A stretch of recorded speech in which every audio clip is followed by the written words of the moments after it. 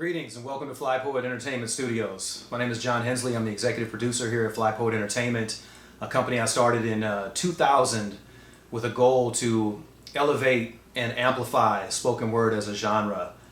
We did nightclub shows in and around LA for about 10 years before, I guess you could say, the Ford found us.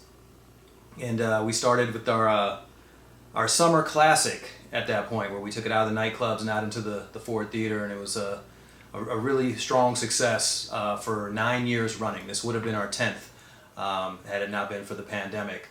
We're really grateful that the Ford Theater and the LA Phil are looking to release some footage from past shows, and we're looking forward to you taking a look at it. We've chosen 3 clips for you today. 3 individual spoken word pieces by a total of 4 spoken word artists. The first piece you're going to see is by Talam AC, a gentleman that is a very good friend of mine, has become a very good friend of mine over the years, and I refer to him as the godfather of the spoken word scene, the international spoken word scene. He's a living legend, and the piece he's doing is, it's entitled 5 Women, and it's really uplifting, and it's just a really powerful piece. 2 and 4 women. Along those lines, the second piece is by Queen Sheba, one of the most decorated slam poets in the nation, and her piece also, I felt, piggybacked that one really well because it's also deeply empowering to women. So that's basically the theme for the first 2 pieces. The third piece you're going to see is a poem that we started shows off with for years because I really feel like it's a great just intro tone setter. It's by Steve Connell and Sekou Andrews, and it's called Spit. And it's really a piece that really exemplifies to me why spoken word is so important and just deeply relevant as a performance art genre. So hopefully you'll really like what you hear and see and feel. And to keep in touch with us is pretty simple. We are flypoet.com 24/7. And we're also on just about every single social media platform, anything with an @ we are at Flypoet. Look for our podcast. We'll be doing our inaugural podcast coming out soon. We're producing that now. We're really looking forward to doing something different and special, not your typical spoken word podcast. So look for us. Thanks for listening, and we'll see you around.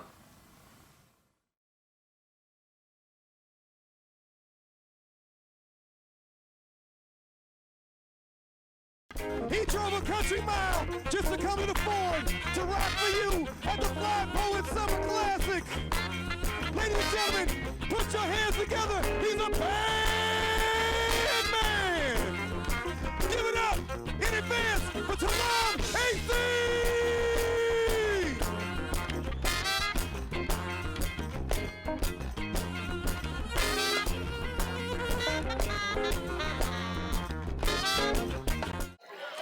My mother's library had over 1,000 books, and her bedroom closet was cluttered with guns. And she helped raise her first grandson with a switch and a message. Her patience was not to be tested. A nurse who taught 2 languages and expected her progeny to excel. Quick to tell you, tough titty, raised 4 children by moving back and forth between southern and northern cities, told my mother, no way. Yeah, you and that baby can move in, but ain't no grown man moving into my house on no day. No pity. Bosom was warm, but the gangster was gritty. Pretty girl, piano player, singer, matriarch, cared for her parents for years while secretly dying of cancer, but still never let anything tear her family apart. My grandmother, Eula English, was my heart. Now, her mother was a school teacher, a black woman with a college degree in the 1930s and 40s. Long before these underachievers came up with excuses, would do whatever she could to make sure her children didn't end up shiftless and useless.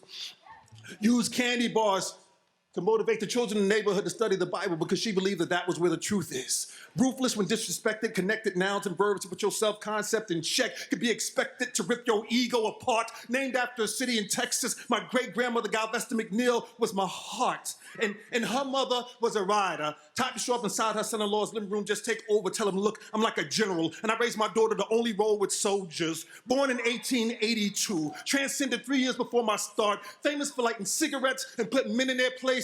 My great-great-grandmother, Sally Guest, was my heart.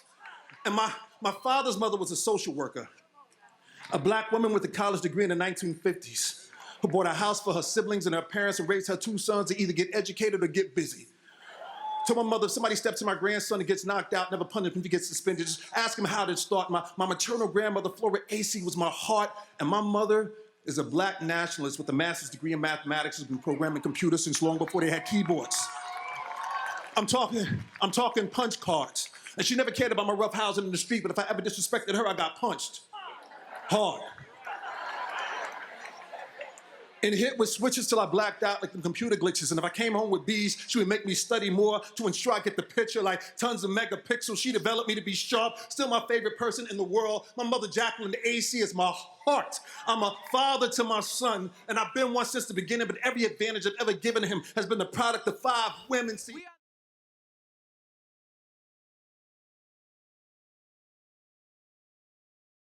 we are our mother's mistake and our father's denial gone global now. We are the Surah and the Psalms. We are the communication link between the Bible and the Quran. We are the secret message in the slave spirituals, the treasure hunt to our conjugal visits, oh, I can feel it, riding the back of raindrops, licking my brow full of sweat and malfunction. We are the kickback from the shotgun butt on your shoulder. We are Nat Turner's last sane thought before the voices woke him up from that blackout blood on his machete in hands, pieces of flesh stuck between his toes. We wear the bruises as medals of honor. This time we red dot our target. We are circa 1934 Thurgood Marshall's test scores. We are the Tallahatchie River, filling Emmett Till's wounds with fish scale and coral, gently carrying his body to Graceland. We are the riots you'll never remember. The tip off the old granite, the perfect edges of marble, the slivers of stainless steel, leaving history behind in every fingerprint. We are the elderly lovers on the second plane during 9/11. They kiss and clasp their fingers without making a sound. We are their last breath before the shards of glass rip through their larynx. We are the lower class, drowning in the bottom of the Titanic, the Amistad, the 17th century hell on earth. We are the women, regurgitating meals we saved in the back of our throats to give our malnourished children seconds on floorboards. We are the 14th star in that Confederate flag. We are the hairs of stillborn slaves used to stitch the black seam around the white stripes. We are India before the till of the Huns. We are the campfire moccasins, rain dance, hieroglyphic, shadow puppet dancing in embers, cave wall storytelling, Abenaki, Apache, Appalachie, Black Carib, Boro, Denny, Cellini, Fox, French Creek, Koso, Kikimi, Bakanga, Yoruba, Igbo people. We are the women. We are breakdancing as a tribal tradition. We are breakdancing as a tribal tradition. No more passing the American go buck or doe or elk that only visit us at dusk. We are the intelligence in Lil Wayne's wits. We are the public lynching with his fiasco with Michael Vick. We are the Jews hiding beneath the stairs. We are the slaves hiding beneath the stars. We are the slaves hiding beneath their cross. We are the millions on death row earning a degree. We are the Gina 6. We are only as strong as our latest execution. We are the 5%, the 12%, the 4,400, the heroes. We are the women, the Mary Magdalene, the village soldiers. We are that blue thing on X-Men that changes to whatever the fuck she wants to.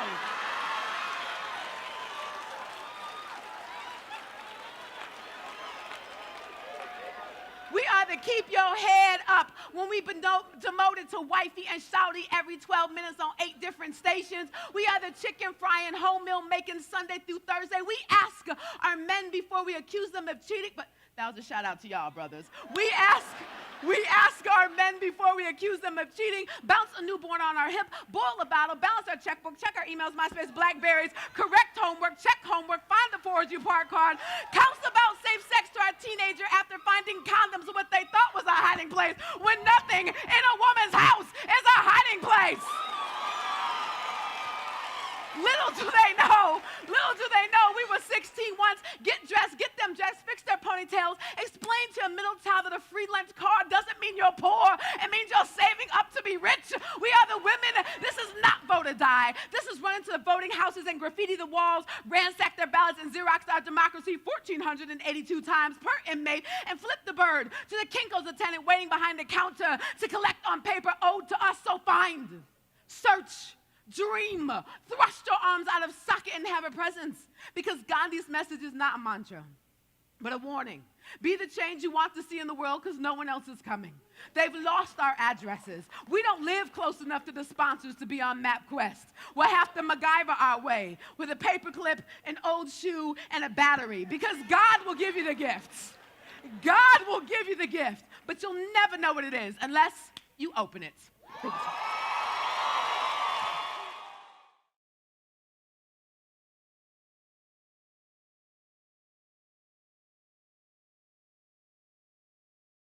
Poetry is the proof that there is one spirit broke in 7 billion plus parts. Poetry proves that. Rubbing my eyes. You always start off your set by rubbing your eyes. And saying how tired I Saying am. how tired you are. Somebody once asked me, Why you always spit so much when you hit the mic? Well, the fact of the matter is, I am a poet.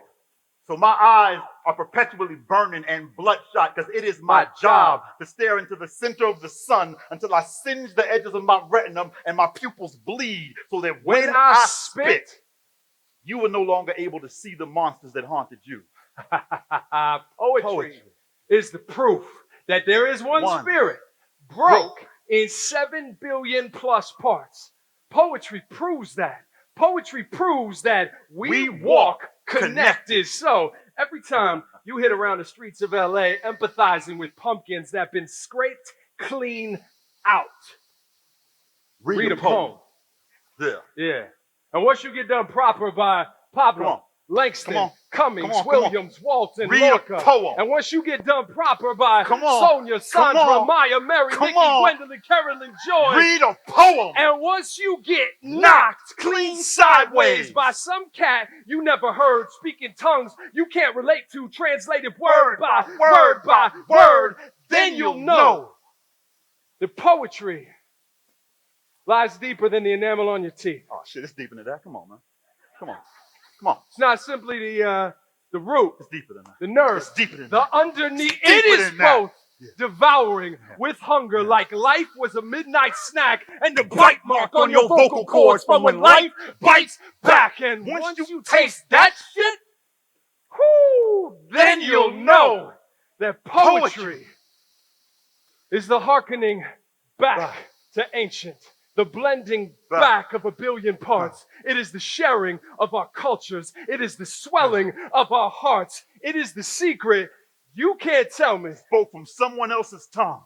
It is the harmony we've added to that song we all have sung. That after all is that we're family. No matter what you may have heard, and you will know it when some poet drops your jaw to spit their words. So do not ask me why I spit so much when I hit the mic. I spit because I don't know how not to. I spit because I suck at ball and never excelled at math. Not good with numbers. This is what the hell I do. Look, I'm trying to rescue lives up here. Just yesterday I was shot 41 times, filled with 41 bloody holes. And all I was doing, officer, was reaching for a poem that would reach your soul. This job ain't easy. But don't get it twisted. Don't get it twisted. I do it for the money. Hell yeah. Oh yeah. Oh yeah. Listen, no, why not, Aisha? Poets gotta pay rent. Put me up with a discount. So there will be no discounts off my product tonight. I'm collecting every cent. But don't get it twisted. I don't do it for the money. No. I'm trying to get saved off this here. So on any given Wednesday, I will spit to stadiums of no less than 2,000 for no less than 20,000. And on any given Thursday, find some community coffee shop with a seating capacity of 20 and spit the exact same set for free. This is for the love. This is for the love of the word. Meaning, I ain't going platinum no time soon.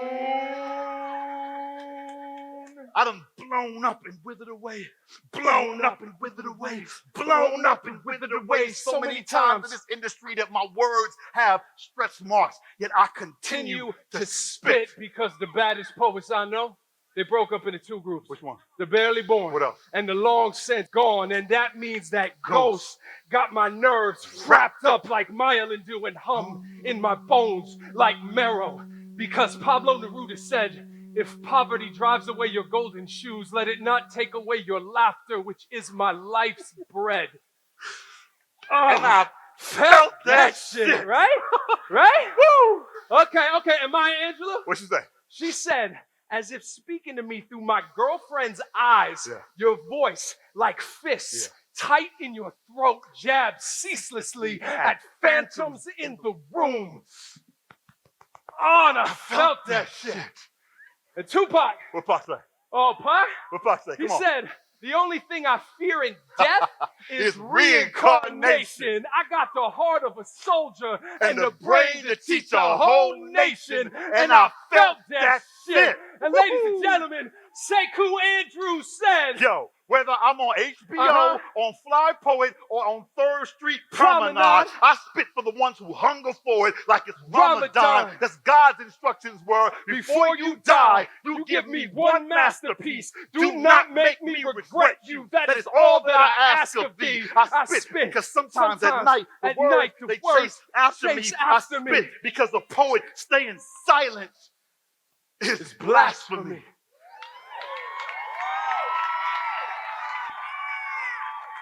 And me, cursed to never know which one of y'all God sent me to touch so I could know when I'm finally done. I spit one for every one on every mic on every night until everybody leaves wet. I can't afford to miss nobody, so if you ain't get hit yet, move closer.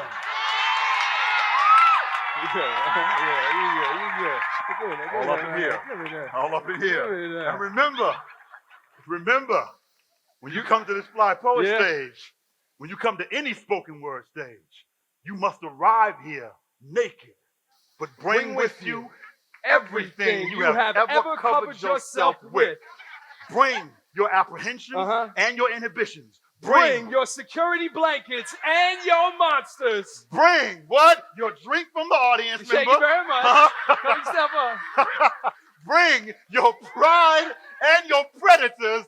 Bring your prayers and your prey. Bring your reverence. Bring your praise. Bring your rancor.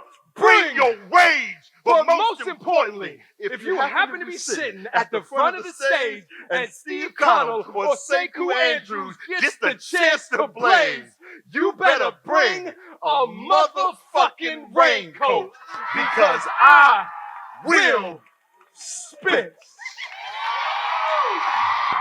Woo! Let's get it started, Flypoet!